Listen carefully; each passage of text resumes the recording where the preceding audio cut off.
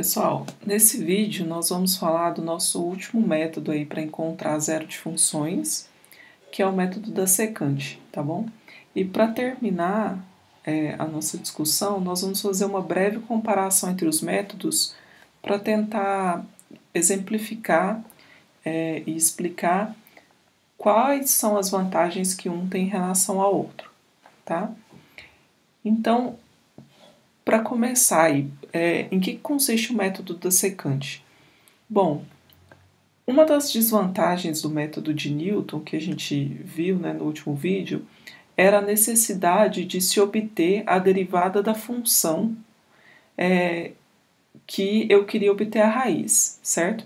E eu, além disso, além de calcular essa derivada, que pode ser um cálculo que não é trivial, além disso, era necessário ainda calcular o valor numérico dessa derivada a cada iteração. Então, isso daqui, dependendo da função, esse cálculo dessa derivada pode ser algo custoso, algo difícil de se fazer. Então, a ideia vai ser substituir f' de xk em cada iteração pelo quociente das diferenças, pelo quociente de Newton.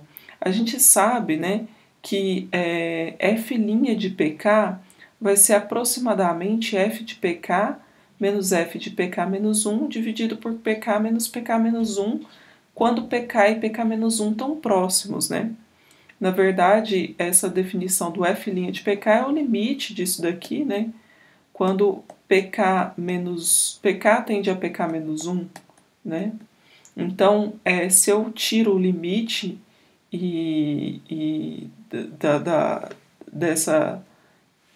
da derivada aqui, do limite pela qual a derivada está sendo definida, então eu posso dizer que esse quociente, desde que pk e pk menos 1 estejam suficientemente próximos, é uma boa aproximação para o f' de pk. Então essa vai ser a ideia, vai ser substituir essa derivada lá no método de Newton por esse quociente. Bom,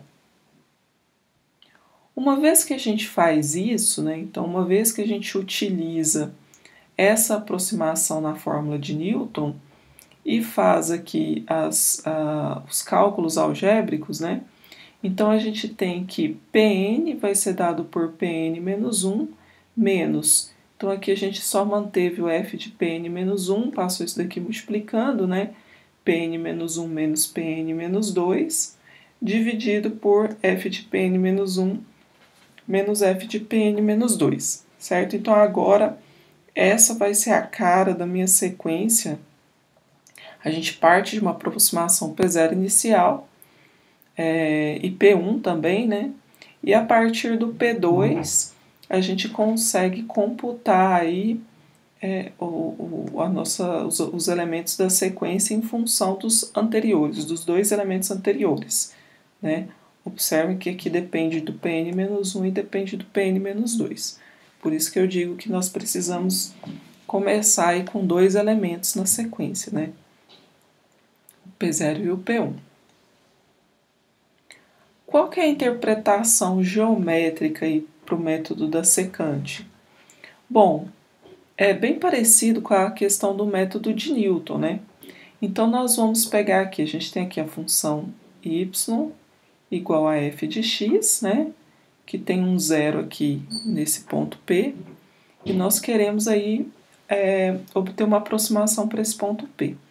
Então, nós vamos considerar aqui esse ponto P0, f de P0, que está aqui, e também vamos considerar esse ponto P1, f de P1, que está por aqui. No método de Newton, nós considerávamos somente um ponto, P0, e f de P0, P0, f de P0, e traçávamos a reta tangente à curva nesse ponto, e aí nós olhávamos onde ela cortava o eixo x, Aqui nós consideramos inicialmente esses dois pontos, olhamos agora para a reta secante à curva que passa por esses dois pontos, e olhamos aí onde que essa reta intersecta o eixo x. Então esse aqui vai ser o nosso P2, esse ponto de interseção dessa reta, que é secante a essa curva nesses dois pontos P0 e P1, com o eixo x. Ok, então uma vez que a gente tem o P2, então nós olhamos aí para quem é esse ponto P2, f de P2, né? E aí nós atualizamos. Então agora o nosso ponto P0 vai ser o P1, né? O nosso ponto que antes era o P1 agora vai ser o nosso P2, né? E aí a gente vai olhar então para essa reta secante que passa por esse ponto, né, P1F de P1, e por esse ponto, P2F de P2. Então a gente olha para essa reta que é secante a essa curva nesses dois pontos, vê onde interseta o eixo X, esse é o nosso P3, né? E continuamos esse processo, certo? Então, essa é a interpretação geométrica para o nosso método da secante.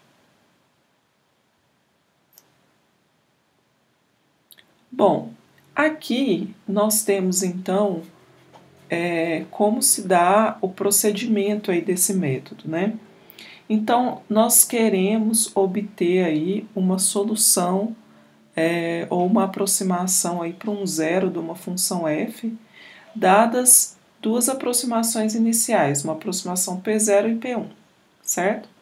Então, nós temos como entrada essas aproximações, né, P0 e P1, uma tolerância, que vai determinar a nossa precisão, né, e um número máximo aí de iterações que a gente vai estipular aí, caso ao executar o método nós não alcancemos, né, uma resposta dentro dessa tolerância, então nós vamos alcançar aí esse número máximo de iterações e vamos ter como saída que o método falhou, né, após essa quantidade de iterações. Bom, então, como eu disse, a saída vai ser ou uma aproximação para essa raiz ou uma mensagem de erro, que o método falhou após n0 iterações, certo? Então, como nós partimos aí de duas aproximações iniciais, P0 e P1, o nosso contador aqui, ele vai começar de 2, tá bom? Então, nós vamos considerar aí Q0 como f de P0, Q1 como f de P1. E, enquanto o nosso contador I for menor ou igual que o número de iterações, nós vamos fazer o seguinte, nós vamos executar os passos 3 até 6 aqui. Então, nós vamos definir P como esse valor, né, que é justamente o que a gente viu lá atrás, trocando o F' de PK por aquele quociente, certo? Então, P vai ser dado por P1 menos F de P1 vezes P1 menos P0, dividido por F de P1 menos F de P0, certo? E se a distância entre P, que é essa aproximação, e o nosso P1 for menor do que a tolerância, quer dizer que essa aproximação é boa o suficiente aí da nossa raiz, né? Então está dentro da tolerância da precisão requerida. Então a gente vai retornar P e vai parar. Caso contrário, nós vamos então incrementar o contador, certo? E vamos fazer as devidas atualizações. Então, agora, quem era o nosso P0, o P1 vai tomar o papel do nosso P0 anterior, né? Então, o Q1 vai tomar o papel do Q0. E o P vai tomar o papel do P1 e o F de P vai tomar o papel do Q1, certo? E aí a gente volta aqui no laço. E nós vamos fazer isso, executar esse laço aqui, até que nós consigamos exibir um P que está dentro aí da precisão, ou até que a gente esgote aí o número de iterações, saia desse laço e vá para o passo 7, né? Que diz que o método falhou após essa quantidade de iterações, após N0 iterações, certo? Então, basicamente, esse é o método da secante. Ok, e aí uma coisa que a gente pode se perguntar então, né? Nós vimos vários métodos aí para poder obter valores aproximados para zeros de funções, né? O método da bissecção, o método da posição falsa, método de Newton, método do ponto fixo, método da secante, né? Então a dúvida que surge é: tem um método que é melhor que o outro? Ou quando um método é melhor que o outro? Quais são os pontos fortes e os pontos fracos de cada um, né? Então vamos fazer aí algumas observações sobre isso. Bom, vamos levar em consideração alguns pontos. Então vamos levar em consideração primeiro a questão da convergência. Quando a gente olha, pensa na convergência, na seguridade da convergência, digamos assim, os métodos da bissecção e da posição falsa, eles são muito interessantes porque eles têm convergência garantida no intervalo AB fechado, né, para funções contínuas, que satisfazem, né, que f de A vezes f de B é menor que zero. Então, o que é exigido aqui nesses dois métodos, da bissecção e da posição falsa, para garantir a convergência, é simplesmente que a função seja contínua nesse intervalo e que a função mude de sinal quando eu computo f de A em relação a f de B, né? Porque isso daqui é para garantir a existência de uma raiz, e uma vez que eu garanto a existência de uma raiz, sendo a função contínua, esses métodos eles têm convergência garantidas. Por outro lado, o método da posição falsa, o método de Newton e o método da secante, que está aí com convergência relativa também às hipóteses aí do método de Newton, eles têm condições restritivas para a gente garantir essa convergência, né? Lembra que o método do ponto fixo, eu pedia que a função fosse de classe C1 no intervalo AB, eu pedia que para o G ter um ponto fixo, então G de AB tinha que estar contido no AB. Para garantir a unicidade desse ponto fixo, eu tinha que limitar a derivada a um número K que estava entre 0 e 1. Né? Aqui também eu peço que a função seja de classe C2 em AB. Então, aqui também lembra que a garantia da convergência está vinculada a uma aproximação inicial, e se eu não escolho esse P0, essa aproximação inicial adequadamente, pode acontecer desses métodos não convergirem, né? Então, do ponto de vista de convergência, os métodos da bissecção e da posição falsa são mais adequados, digamos assim, porque eles têm uma convergência garantida.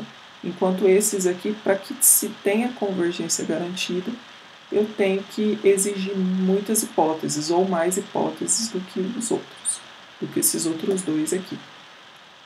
Certo? Ok. Agora, quando eu penso na questão do esforço computacional, o que eu quero dizer com esforço computacional? Eu estou falando sobre o número de operações efetuadas a cada iteração, né? A complexidade delas, né? O número também de iterações que eu vou precisar, certo? Onde que eu vou avaliar a função. Então, esse esforço computacional leva em consideração várias questões, né? Bom, quando a gente leva em consideração, então, esse esforço computacional, aí fica difícil tirar conclusões gerais, porque isso vai depender muito da função que a gente está analisando, né? Por exemplo, o método de Newton, ele exige cálculos mais elaborados, porque eu tenho que, por exemplo, calcular a derivada da função em cada passo. Então, dependendo da função, isso pode ser mais difícil, né? Calcular a derivada em cada passo. Contudo, ele tem uma convergência mais rápida do que dos outros métodos, né? Por outro lado, aqui, por exemplo, o método da bissecção, né? A gente faz cálculos simples, lá a gente vai simplesmente bissectando o intervalo, só que essa convergência é muito lenta, né? Então, quer dizer que eu preciso de mais iterações aqui para garantir a convergência. Então, é difícil tirar conclusões gerais porque depende muito da função que a gente está analisando. Tá bom? Agora, o que acontece para muitos exemplos é que, nos casos em que é possível assegurar a convergência, né, em que as condições, as hipóteses do teorema que a gente colocou no vídeo anterior são respeitadas, né? Então, realmente, o método de Newton ele costuma ser indicado caso os cálculos da derivada não sejam difíceis. Porque esse método de Newton realmente, em relação à quantidade de iterações para se chegar na solução, ele costuma ser o método que exige menos iterações aí para dar uma boa aproximação. No caso em que essa derivada não é tão fácil assim de computar, então o método da secante costuma ser bem interessante para esse caso. Ele costuma aí, dar também boas aproximações e uma quantidade não tão grande de iterações, certo? Agora, lembra que o calcanhar de Aquiles, aqui um deles, né, desse método de Newton, é escolher aquele P0, a aproximação inicial bem escolhida. Porque se eu escolho um P0 ruim, pode acontecer do método da sequência que eu estou tomando não convergir, né? Então, o que a gente pode fazer também? Uma outra possibilidade é utilizar uma combinação dos métodos. Por exemplo, a gente aplica inicialmente o método da dissecção para escolher aquela aproximação inicial P0 do método de Newton com mais acurácia. E uma vez que a gente já tem aqui uma resposta que sai do método da dissecção, né, então a gente usa essa aproximação como o nosso P0 e a partir dele a gente aplica, por exemplo, o método de Newton, né, ou o método da secante, se a gente computa P0 e P1. Então também pode acontecer da gente querer aí combinar esses métodos para obter uma solução adequada, tá bom?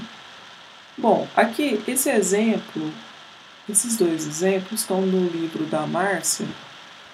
Então, nós temos aqui, nesse anterior aqui, nesse primeiro, essa função e menos x² menos cosseno de x, nesse intervalo, 1, 2, a gente sabe que tem uma raiz nesse intervalo 1, 2, e a gente quer pegar uma tolerância aí de 10 a menos 4. Tá? Então, a ideia aqui é aplicar esses métodos e tentar verificar o que acontece. Então, se a gente aplica o método da bissecção, a gente obtém essa aproximação aqui para o zero dessa função. Quando a gente calcula o f, a função nessa aproximação, dá um valor 2,1921 vezes 10 a menos 5, que é um valor que está relativamente próximo de zero, né?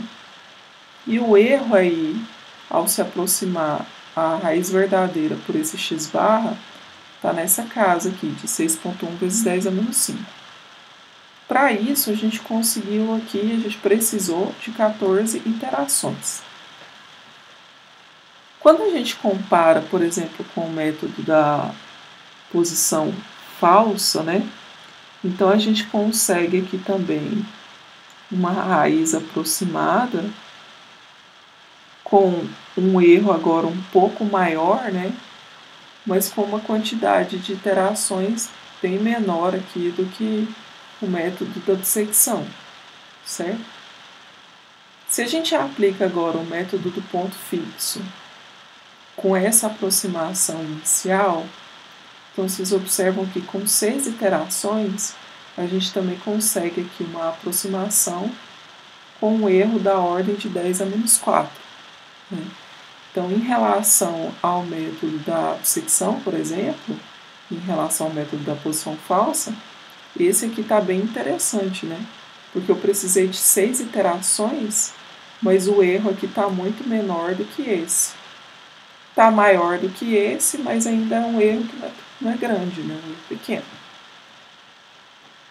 Quando a gente olha para o método de Newton, também com essa aproximação 1.5, então com 2 iterações somente, a gente consegue aí essa aproximação que nos dá um erro aí na casa de 10 a menos 3, certo?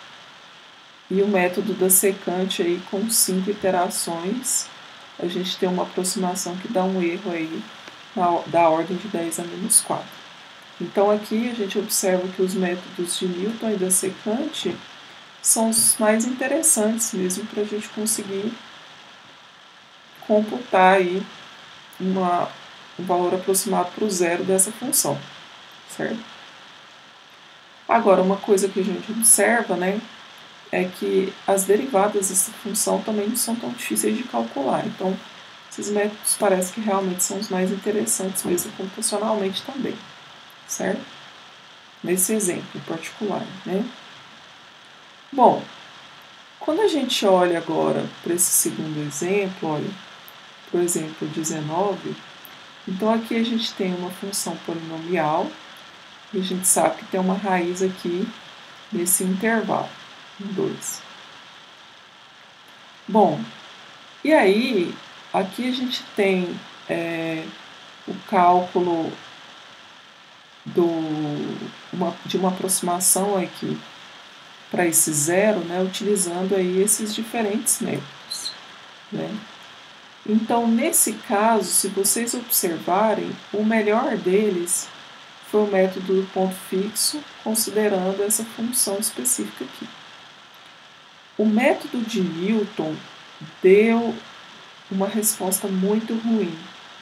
Ele precisou de 21 iterações para fornecer um erro na casa de 10 a menos 6, enquanto o método da bissecção, que é um método de convergência lenta, precisou de 20 para fornecer um erro aí na mesma dimensão, digamos assim, na mesma escala, né? O método da secante precisou de 27 iterações para fornecer uma solução com esse erro aqui de 10 a menos 5. Então, de fato, o método de Newton e da secante não são interessantes aqui nesse caso, né? Agora, a gente pode se perguntar por quê? O que será que aconteceu? Por que eles deram uma resposta em um tempo tão ruim, né? Ou em uma quantidade tão grande de iterações, certo? Então, aqui tem algumas observações. Primeiro, que a raiz ela é aproximadamente 1,3. A raiz aqui dessa função é aproximadamente 1,3. E quando a gente for considerar aqui no método de Newton uma aproximação inicial, a gente colocou essa aproximação como zero, que é um número bem distante de 1,3. Então, essa aproximação inicial ruim foi um dos motivos para que esse método demorasse aí a convergir para a raiz de f. Tá? Outra coisa aí que a gente precisa observar é que Além disso, de considerar esse x0 igual a zero nessa aproximação inicial, o x1, o gerado x1 vai ser 0,5. Quando a gente calcula a derivada de f, né, 3x² menos 1, e igual a zero, então esse valor aqui é zero quando x é aproximadamente 0,5773502, que é um valor relativamente próximo de 0,5. O fato é que, quando a gente vai executar esse procedimento aí no segundo laço, né? Então, quando a gente vai dividir aí pela derivada do nosso x1, esse número aqui está muito próximo da raiz do zero do f', certo? Então, esse x1 aqui está muito próximo do x, que é o zero dessa função. Quer dizer que f' de x1 vai ser um número próximo de zero. E quando eu divido por um número próximo de zero, esse quociente aqui tende a ficar grande. Então, esse é uma outra justificativa, né, para eu precisar, porque eu desvio um pouco da minha solução, da minha raiz, né, para depois conseguir convergir para ela. Então, é por isso que também a gente precisa aí de 21 iterações, certo? Então, a lição que a gente tem é que realmente essa comparação entre os métodos, essa decisão de qual método é melhor, depende muito da função que a gente está olhando e depende do que a gente quer garantir, se a gente quer olhar para o fator convergência ou para o fator esforço computacional. Então, realmente não dá para dar uma resposta definitiva, uma resposta geral que diga que um método é melhor do que o outro.